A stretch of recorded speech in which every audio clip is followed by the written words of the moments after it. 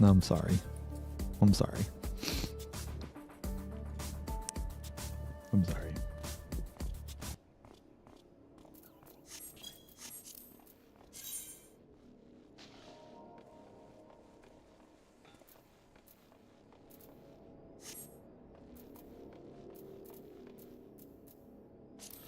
Republicans had during the 2020 election is that, well, the Democrats were winning.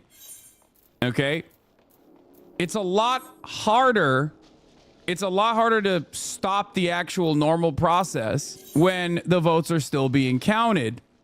I don't know if they'll stop. I don't know if that is going to stop the Republicans from trying to stop this process this time around.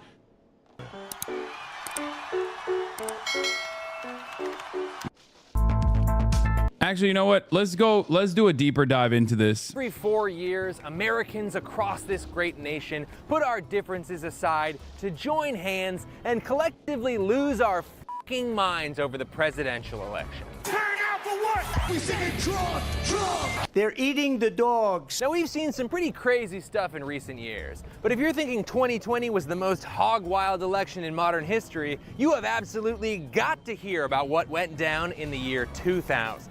Because if you're some kind of rizless Gen Z damn Danieling sheesh lord, you may be surprised to hear that in the year 2000, there was a literal and verifiable stolen presidential election. And even if you're over the age of 30 and maybe remember hearing something about hanging chads and Florida recounts, the details are certifiably insane.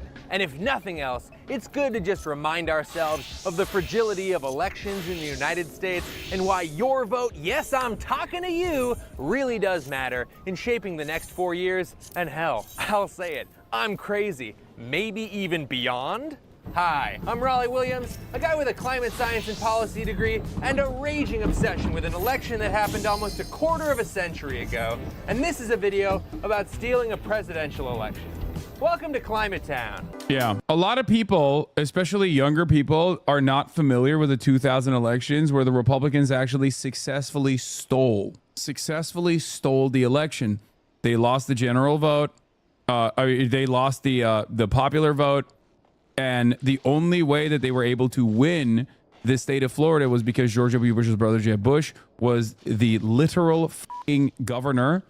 And the right-wing Supreme Court at the time allowed them to steal this election, and they successfully intercepted the recount process by starting what is known as the Brooks Brothers riot. This was carefully crafted and conducted by Roger Stone and many Republican staffers, including but not limited to Amy Covid Barrett and Brett Kavanaugh.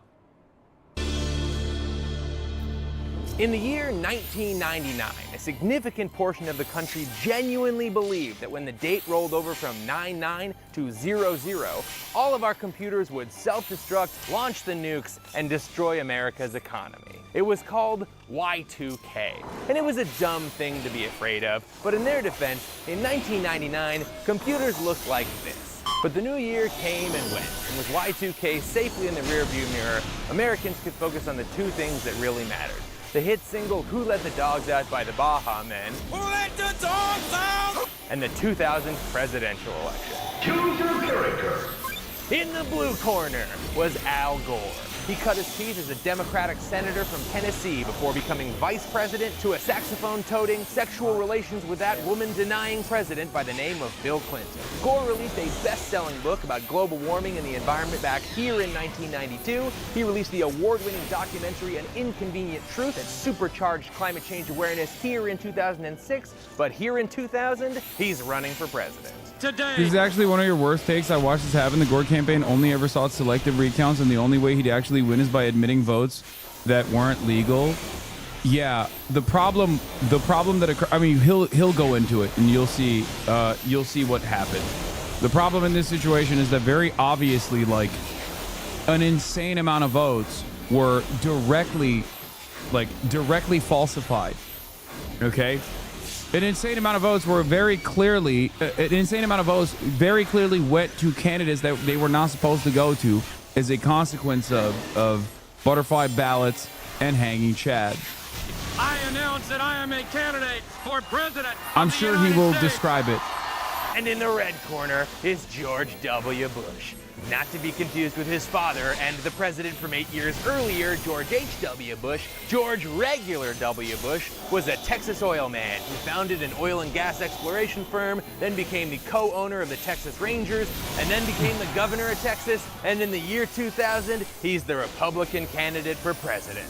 We will renew America's purpose. It's Gore versus Bush. It's Climate Guy versus Texas Oil Man. It's election 2000, and it's right now. And if you're wondering why they're all so focused on a big map.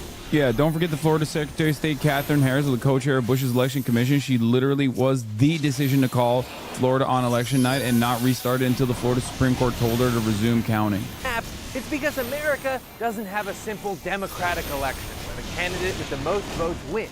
We have the much stupider electoral college, where states are assigned point values and each candidate tries to win the highest stakes board game on earth. And that means close elections can often come down to just a couple of states that could swing either way. But remember, this is also a TV show, which means networks are foaming at the mouth to call states as early and often as they can, filling up the map and making politics feel like Wheel of Fortune. George Bush, he carries his home state of Texas. Washington State goes for Gore.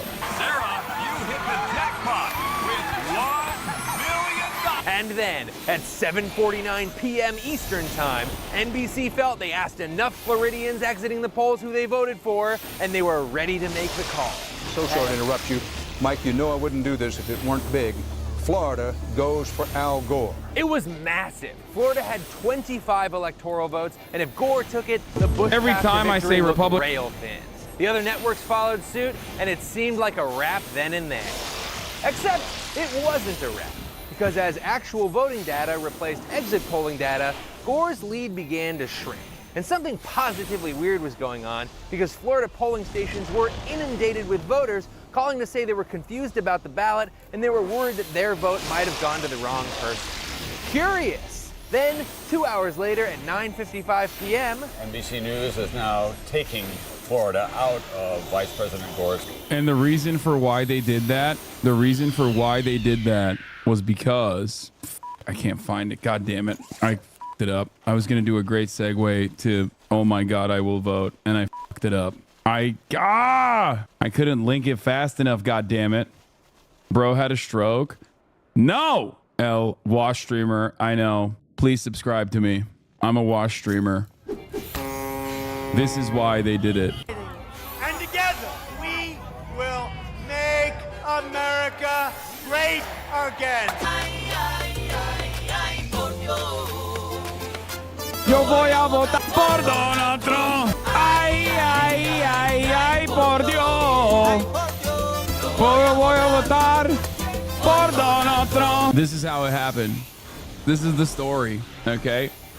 I'm not running ads. My contract's over with Amazon, with Twitch, so I'm not running ads. But in the future, if I decide to run ads again, you might want to subscribe to avoid those ads. Or if you want to send me links and things of that nature, including Yo voy a votar por Donald Trump. Twitch Prime is free. Also, yeah, links like this. Exactly. Links like this.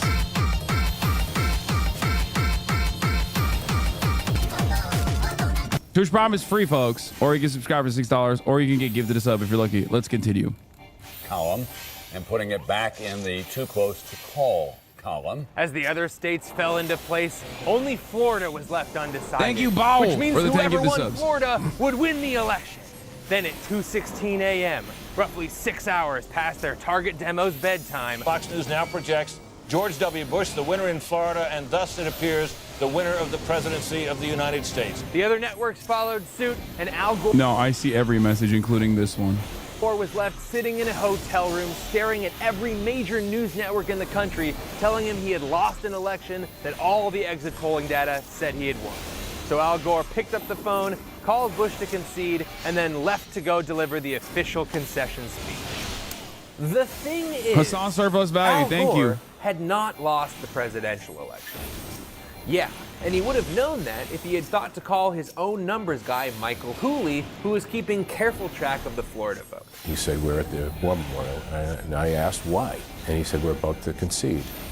And I said, for what?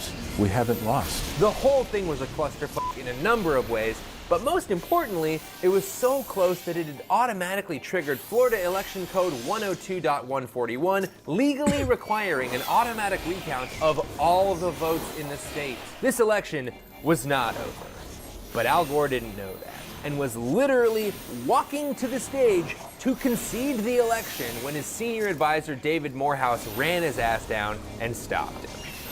The drama. Imagine that moment. I wish I had a clip of it. I don't, but I super wish I did.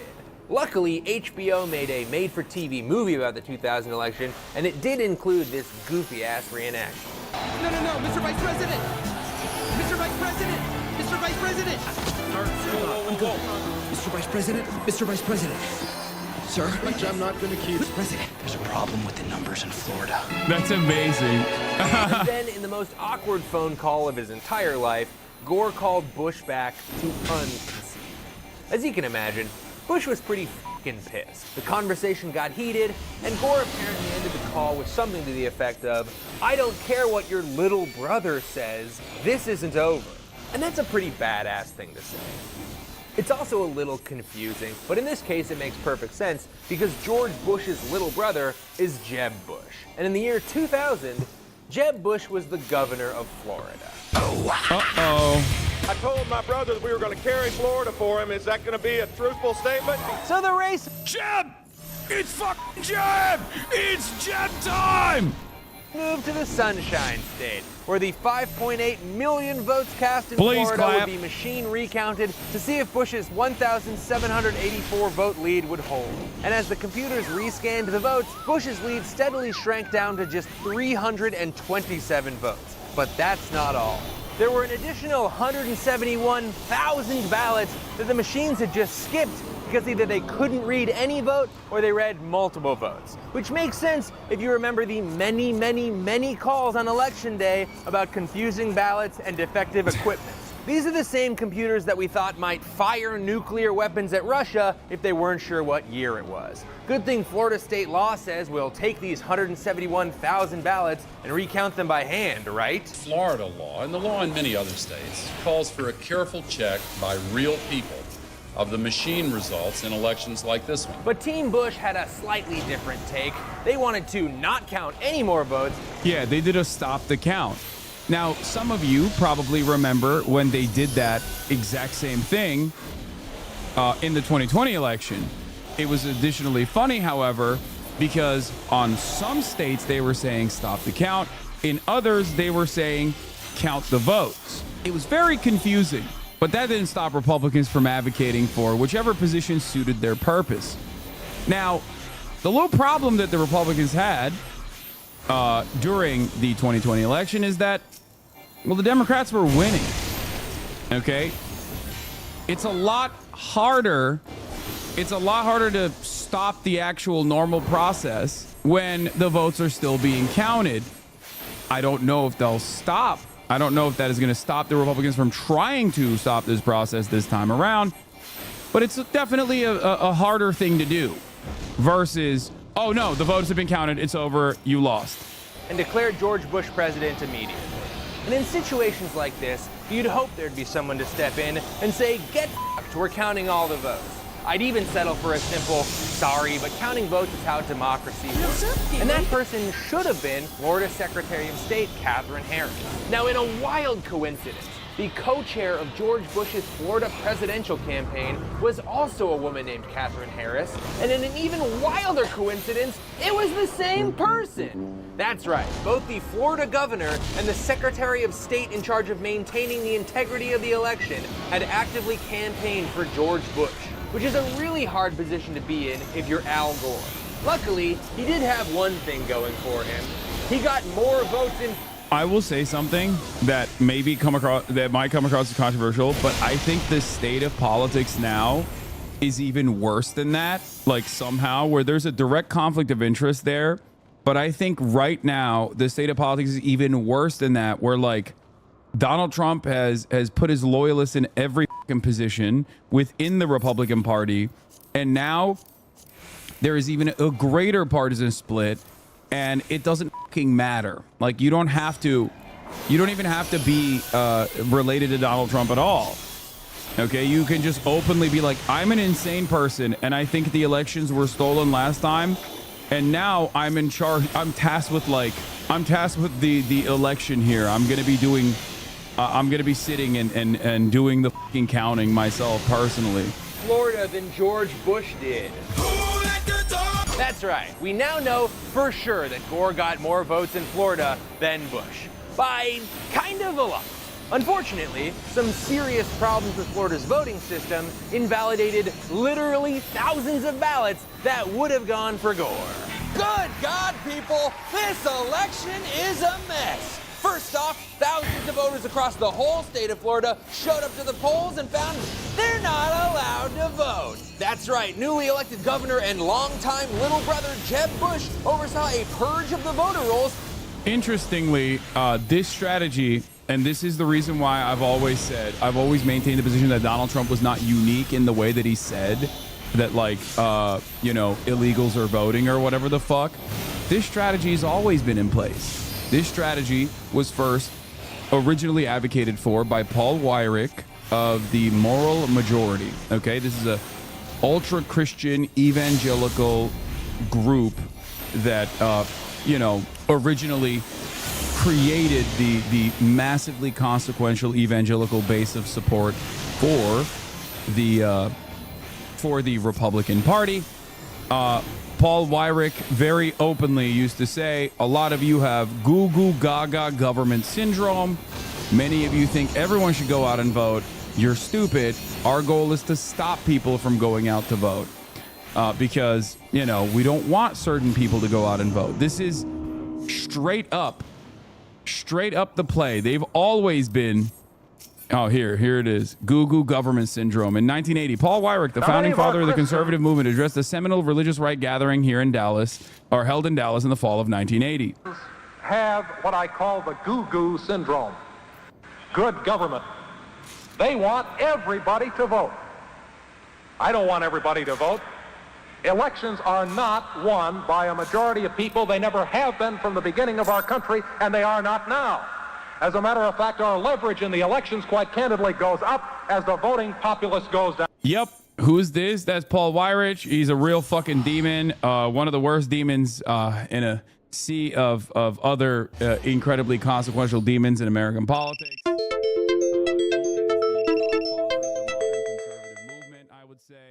A Catholic man himself who recognized that the evangelical base of support was just waiting to be activated. Anyway, so why would he self-report that unprompted? Why not? He was successful. He has been successful. You are watching how successful he is. These people don't care. They run this shit.